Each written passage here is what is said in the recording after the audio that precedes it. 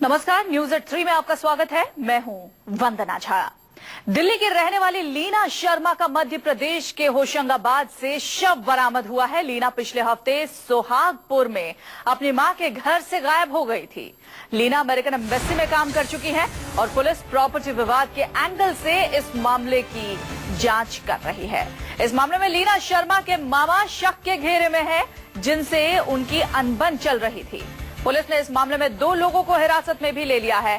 Police अब लीना की बहन से भी पूछताछ की तैयारी में है। पिछले हफ्ते अपनी मां के घर से लीना लापता हुई थी और अब लीना का शव मध्य प्रदेश से बरामद हुआ है।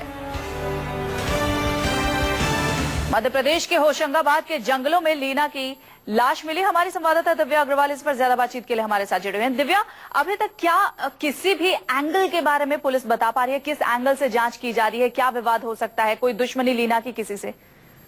देखिए, अभी जो लीना के मामा है उन्हें शक के घेरे में लिया गया है और उनसे ही बातचीत चल रही है। जो लीना के फ्रेंड्स हैं उनका भी साफ तौर पे ये कहना है कि लीना काफी समय से परेशान थी और जब वो दिल्ली में अमेरिकन एम्बेसी स्कूल में काम करती थी तब भी वो काफी परेशान रहती थी और प्रॉपर्टी विवाद इसके पीछे एक अहम वजह थी और इसी वजह से वो अपने कामकाज को छोड़कर अपने जहाँ पे वो काम करती थी अमेरिकन एम्बेसी स्कूल, वहां से रिजाइन देकर कुछ दिनों के लिए मध्य प्रदेश चली गई थी अपनी मां के पास और पूरी तरीके से प्रॉपर्टी वो अपने फ्रेंड्स को कह के गई थी कि जब तक मेरा ये प्रॉपर्टी विवाद नहीं सुलझ जाएगा तब तक मैं दिल्ली वापस नहीं आऊंगी।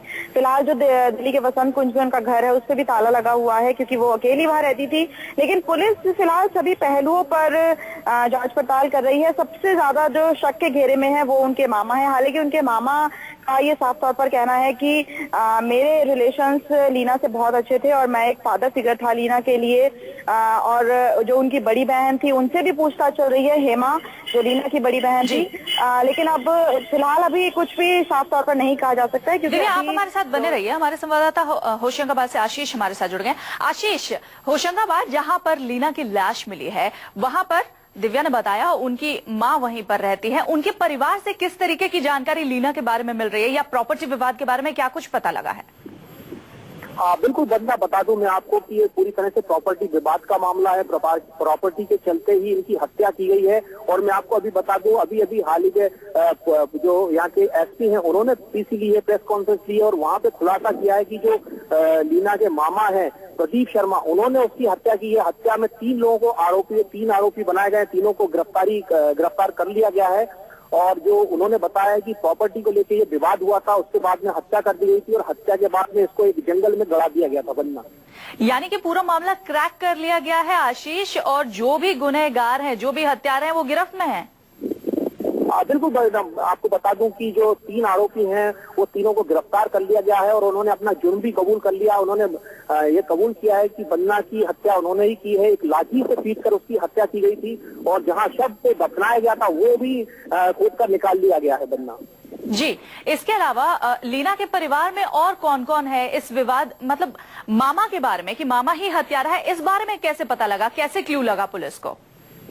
देखिए, पुलिस ने एक टीम गठित की थी। साइबर सेल से जो है उनको काफी मदद मिली है और जो उनकी लोकेशन थी उसको ट्रैक किया गया, किससे इसका जो है बातचीत हो रही थी, किसके फोन कॉल आ रहे थे, ये सारा डिटेल्स निकाला गया।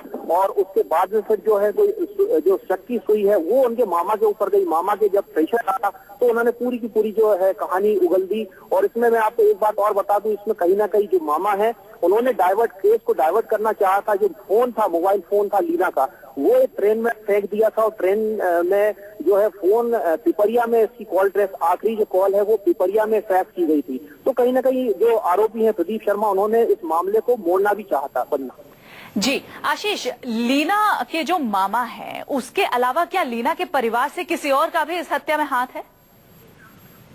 जी नहीं, अभी तक जांच में ऐसा कुछ समझने सामने नहीं आया है कि मामा के अलावा कोई और भी इसमें इन्वॉल्वमेंट हो सकता है। लेकिन जो मामा है उन्हीं के साथ में 2 और उनके साथ काम करने वाले हैं, नौकर हैं, वो उनके साथ में इन्वॉल्व थे और जो है इन्हीं ने ही हत्या की है, ऐसा अभी एसपी ने जो है पीसी ने बताया है। बनना जी, बहुत शुक्रिया आशीष हमसे बातचीत करने के लिए। दिव्या, आपने सुना किस तरीके से फिलहाल लीना के मामा ने भी जुर्म कबूल कर लिया है। दिल्ली में जो वसंत कुंज में आप बता रही थी लीना का घर है, क्या वहां पर भी किसी भी तरीके की अब और भी कुछ जांच की जा रही है? लीना के दोस्तों से अब और भी पूछताछ की जा रही है? देखिए, अभी तक लीना के ज्यादा दोस्तों से बात नहीं हो पा रही है, लेकिन जो एक दोस्त से न्यूज 24 की बात हुई है, उनका साफ तौर पर वो लगातार ये शक जता रही थी कि लीना के मामा जो है वही हत्या है। और जैसे हमारे सहयोगी बता रहे हैं, तो अब तो पूरी तरीके से ये कंफर्म हो गया है कि लीना के मामा ने ही हत्या की है। और जाहिर तौर पर जो फ्रेंड्स का शक था, वो एक ये भी बहुत गहरा था कि 29 अप्रैल को लीना की गुमशुदगी हुई थी और 5 मई को जाकर लीना के मामा ने रिपोर्ट दर्ज कराई। तो इतनी देर क्यों हुई? तो अब जाहिर तौर पर जो फ्रेंड्स का शक था, वो पूरी तरीके से यकीन में बदल गया है। जाहिर तौर पर अब 3 आरोपी जिनके ऊपर हत्या का आरोप है, उन्हें पुलिस ने गिरफ्तार भी कर लिया।